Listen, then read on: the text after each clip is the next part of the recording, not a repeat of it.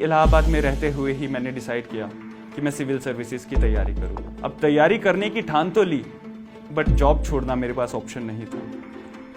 तो फिर साथ साथ तैयारी करनी शुरू कर दी। प्राइवेट कंपनी में जॉब का लोड बहुत होता है, पढ़ नहीं पाता था। सोचा कि क्या सपने ख्याली पुलाव तो नहीं, क्या मैं कर भी पाऊंगा। नमस्कार, मेरा नाम है हरविंदर सिंह और रिसेंटली यूपीएससी के सिविल सर्विसेज एग्जामिनेशन 2018 में मैंने 335th रैंक हासिल किया है। मेरी ये जर्नी थोड़ी मुश्किलों भरी रही, थोड़ी खुशियों भरी रही। जो भी ये जर्नी है आज मैं आप सबके साथ साझा करने जा रहा हूँ। तो मेरी जर्नी कुछ इस तरह रही। बचपन में 3 साल का था जब हमारा घर तैयार नहीं था, किचन तैयार नहीं थी। माँ जो खाना बनाती थी वो ज़मीन पर बनाती थी। एक दिन मुझे वैसे ही मम्मा खेलते हुए छोड़कर पानी भरने गई। उनको मेरी चीख की आवाज़ सुनाई थी। वो दौड़ते दौड़ते आए तो देखा मैंने अपना दायां हाथ गरम तेल में डाल दिया और रो रहा हूँ। मेरी 3 उंगलियाँ सीधी नहीं रही और उसका इफ़ेक्ट मेरी पूरी लाइफ पर आज भी पड़ता है। कभी कभी ऐसा लगता है कि ज़िंदगी में जो भी होता है उसका कुछ पर्पस होता है। तो शायद मेरे हाथ जलने का जो एक इंसिडेंट हुआ उसकी वजह से आज मैं सिविल सर्विसेज में अच्छा कर पाया। उसके बाद क्या हुआ, मैं बोर्डिंग स्कूल में चला गया, सैनिक स्कूल नगरोटा में पढ़ा। वहाँ पर मुझे इंडियन आर्मी ज्वाइन करने का मन किया। 12th क्लास में था, मैंने एनडीए का रिटन एग्ज़ाम, इंटरव्यू सब पास कर लिया। जब इलाहाबाद में मेरा मेडिकल चल रहा था, जो डॉक्टर थे उनकी नज़र मेरे इस हाथ पे पड़ी। वो कहते कि इन उंगलियों की वजह से आप आर्मी ज्वाइन नहीं कर सकते। मेरा सपना था कि मैं जा पाऊँ। मैंने उनसे पूछा, सर मैं क्या करूँ कि मैं आर्मी ज्वाइन कर सकूँ। उन्होंने मुझे कहा कि आप वापस जाइए, आप फिर से एग्ज़ाम दीजिए, पर एग्ज़ाम देने से पहले आप एक अपनी सर्जरी कराइए। कुछ ऐसा ही मैंने किया। 12वीं की परीक्षा दी, फिर मैंने AIEEE और एनडीए का रिटन एग्ज़ाम दिया और अगले ही दिन मैंने अपने हाथ का ऑपरेशन करा लिया। फिर से वैसे एनडीए का रिटन एग्ज़ाम पास हो गया, इंटरव्यू पास हो गया, फिर से एसएसबी इलाहाबाद आई। इलाहाबाद में एसएसबी फिर से पास किया, फिर मेडिकल आया। डॉक्टर वही थे, मैं भी वहीं था। फिर से उन्होंने मेरा हाथ देखा। उन्होंने देखा कि ऑपरेशन की वजह से मेरे हाथ पे बहुत सारे स्टिच मार्क्स आ चुके हैं। उन्होंने कहा, बेटा मैं तो चाहता हूँ कि मैं तुम्हें फिट कर सकूँ, पर मुझे अभी भी डाउट है कि आपके इस हाथ के साथ आप ट्रेनिंग भी कंप्लीट कर पाओगे कि नहीं। मैं हताश हुआ। मैंने बहुत सारी कोशिश की, बट शायद किस्मत को यही मंजूर था। मैं ज़िंदगी में आगे बढ़ा। AIEEE का एग्ज़ाम मैंने पहले ही दे दिया हुआ था। मैंने अपनी नॉर्मल इंजीनियरिंग लाइफ शुरू कर दी, आगे बढ़ता गया। इंजीनियरिंग के टाइम मुझे समझ आया कि कैसे मेरे पिताजी हम 3 बच्चों को पढ़ा रहे हैं। थोड़ी समझ आई, थोड़ा खुद देखा। पिताजी खेतों में काम करते थे। खेतों में जब काम करके उनको फुर्सत का टाइम मिलता तो वो ट्रक ड्राइवर का भी काम करते थे। उस सब को देखकर एक चीज़ तो मैंने तय कर ली कि अपने सपने में साइड पे रखूं, पहले मैं आत्मनिर्भर हो जाऊं। कॉलेज में बहुत कोशिश की कि मेरी कहीं प्लेसमेंट हो जाए, पर उस साल बहुत कम कंपनीज कॉलेज में आई। 2013 में मैं ग्रेजुएट हुआ, पर मेरे पास कोई जॉब का ऑफ़र नहीं था। घर गया, अक्सर रोता था कि क्या करूं क्या करूं। एक मौका मिला, टीचिंग का एक ऑफ़र मिला जम्मू के ही एक कॉलेज में। मैं चला गया, मैं पढ़ाना शुरू कर दिया। फिर दूसरा मौका मिला, एक प्राइवेट कंपनी में सिविल इंजीनियर की नौकरी मिली, मैं वहाँ चला गया। पर्पस मुझे समझ नहीं आ रहा था, मेरी ज़िंदगी का पर्पस क्या है, बट मैं बस पैसा कमाने के लिए भागता रहा। किस्मत ऐसी हुई कि ज़िंदगी मुझे वापस इलाहाबाद ले गई। इलाहाबाद की एक कंपनी इफ़को में मेरी सिलेक्शन हो गई। वहाँ ज्वाइन करके मुझे याद आया कि मेरी ज़िंदगी में मैंने कुछ मकसद बनाए थे। शायद वो मकसद था कि देश की सेवा कर सकूं, आर्मी ना सही किसी और तरह से। बस वहीं इलाहाबाद में रहते हुए ही मैंने डिसाइड किया कि मैं सिविल सर्विसेज की तैयारी करूंगा। अब तैयारी करने की ठान तो ली, बट जॉब छोड़ना मेरे पास ऑप्शन नहीं था। तो फिर साथ साथ तैयारी करनी शुरू कर दी। बट जैसा कि आप जानते हैं, प्राइवेट कंपनी में जॉब का लोड बहुत होता है, पढ़ नहीं पाता था, हताश रहता था, दोस्तों से बातें करता था। दिल्ली में दोस्त तैयारी कर रहे होते थे, उनके पास चक्कर लगाता था, पूछता था कि क्या करूं, कुछ पता नहीं चलता था, बस तैयारी करता था। अब कहते हैं ना, जब किसी ने मन में ठान लिया हो, दृढ़ निश्चय हो, तो किस्मत भी उसका साथ देती है। तो बस यूं ही कुछ हुआ, जम्मू एंड कश्मीर गवर्नमेंट में, मेरी स्टेट गवर्नमेंट में पीडब्ल्यूडी में जॉब लग गई। जिस दिन मैं घर वापस गया वो जॉब ज्वाइन करने, उसी दिन से तैयारी शुरू कर दी। उसी दिन से वहीं पर एक टीचर थे, उनके पास अपने ऑप्शनल की क्लासेस लेना शुरू कर दी। जॉब के बाद सीधा क्लास चले जाना, क्लास के बाद घर आके पढ़ना, फिर अगले दिन जॉब जाना, ये मेरी रूटीन बन गई। टाइम के साथ मुझे समझ आया कि एक जॉब करने वाले बच्चे के लिए और किसी के लिए भी सेल्फ स्टडी सबसे ज़्यादा इंपॉर्टेंट है।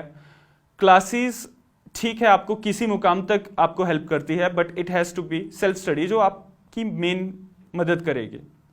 मैंने सेल्फ स्टडी करना शुरू कर दी। दिसंबर 2015 था। कोशिश थी कि जून 2016 में प्रीलिम्स दिया जाए। प्रीलिम्स दिया, फेल हो गया। बहुत बुरा लगा। सोचा कि क्या सपने ख्याली पुलाव तो नहीं, क्या मैं कर भी पाऊंगा। फिर अपने आप को मैंने थोड़ी सी सांत्वना दी, थोड़ा सा अपने आप एक डायरी रख ली, एक डायरी पे लिखना शुरू कर दिया कि मैं ज़िंदगी में करना क्या चाहता हूँ। एक डायरी को मैंने अपना बेस्ट फ्रेंड बना लिया। एम बनाया कि चलो 2016 में ना सही, 2017 में दूसरा अटेम्प्ट दिया जाए। दूसरा अटेम्प्ट 2017 का आया।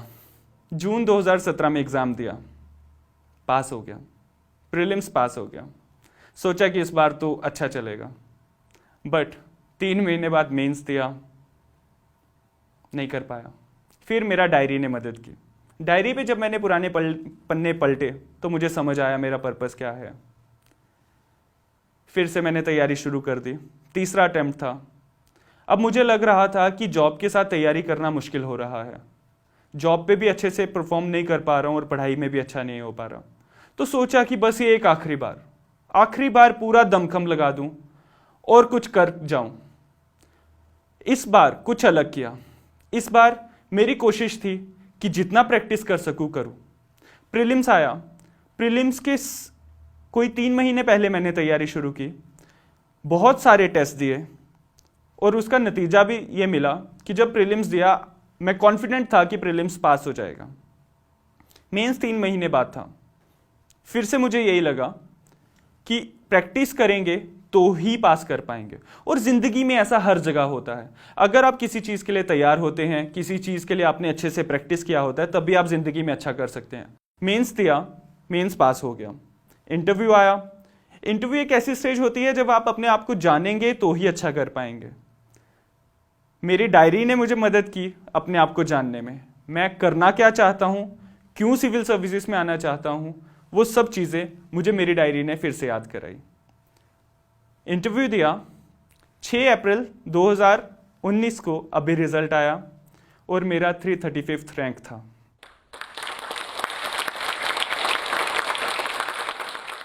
तो मेरी इस यूपीएससी की जर्नी में मैंने कुछ चीज़ें सीखी जो मैं आपके साथ साझा करने जा रहा हूँ। बचपन में हाथ जल गया, उससे ये सीखा कि कुछ चीज़ें आपकी लाइफ में ऐसी हो जाती हैं जिस पर आपका कंट्रोल नहीं होता। उन चीज़ों के साथ आगे बढ़ना होता है। अपने आप को एक नॉर्मल बच्चे की तरह मानिए। रुकावटें आएंगी, मेरे को भी आई, आर्मी ज्वाइन करने में आई, बट मैं खुश रहा। अपने आप को कोसा नहीं, अपनी ज़िंदगी को कोसा नहीं, चलता रहा और आज एक किसान का बच्चा आपके सामने ये एग्ज़ाम क्लियर करके खड़ा है। दूसरा, जब आर्मी में जाना चाहता था, नहीं जा पाया, हताश हुआ, निराश हुआ, बट चलता रहा। तो शायद यही एक सीख थी कि हिम्मत नहीं हारनी, एफर्ट्स डालते रहने हैं और सक्सेसफुल होकर ही सांस लेनी है। और सक्सेसफुल ये नहीं कि आज मैंने ये पेपर पास कर लिया तो मैं सक्सेसफुल हूँ। मेरी ज़िंदगी अब शुरू होती है। पहले मेरा परिवार एक छोटा सा था, आज मेरा परिवार पूरा देश है। तो बस अब एक नई ज़िंदगी के साथ मुझे फिर से सक्सेस अचीव करनी है। शायद 10 साल बाद जब मैं यहाँ पे आऊँ तो मैं कुछ और सुना सकूँ, कुछ और सक्सेस टेल्स आपके साथ साझी कर सकूँ। एक और चीज़ मैंने सीखी, ये शायद हमारे मन के ख्याल ही होते हैं कि नौकरी छोड़कर ही पढ़ा जा सकता है, अलग से बैठकर ही पढ़ा जा सकता है। अगर आपके इरादे पक्के हैं, अगर आप अपनी जॉब के साथ टाइम निकाल सकते हैं, तो उससे बेहतर कुछ नहीं। अब मेरे साथ ऐसा था कि मैं जॉब छोड़ के पढ़ाई नहीं कर सकता था, तो मैं आपको भी यही कहूंगा कि हमेशा यूपीएससी जो एक चीज है बहुत ही अनसर्टेन है, हमेशा एक बैकअप प्लान रखिए। पास हो गए, अच्छा कर गए, well and good, but UPSC pass किए हुए कैंडिडेट्स अकेले देश नहीं चला रहे, देश चला रहे हैं समस्त जितने लोग हैं। कोई भी रोल में हो, आप देश की सेवा कर रहे हैं। बस यही कहकर अपने आप को एक प्राउड मोमेंट फील कराइए और आगे बढ़ते रहिए। जिंदगी का नाम है जीना। और इसके साथ मैं आपके साथ एक लाइन शेयर करना चाहूंगा जो बचपन में हम प्रेयर्स में बोला करते थे। इतनी शक्ति हमें देना दाता कि मन का विश्वास ना कमजोर होना। इसके साथ नीचे एक लाइन आती है, हम ना पूछें हमें क्या मिला है, हमें पूछें किया क्या है अर्पण। तो शायद इस देश की, इन लोगों की सेवा करने में हमें यह नहीं पूछना कि हमें क्या मिला, अगर हम इस समाज के लिए कुछ कर सकें तो उससे बेहतर कुछ नहीं। इसी के साथ मैं आपसे अलविदा लेता हूं। शुक्रिया, धन्यवाद। इस वीडियो के बारे में अपनी राय नीचे कमेंट सेक्शन में हमें बताएं और अपने दोस्तों के साथ ये वीडियो शेयर करना ना भूलें।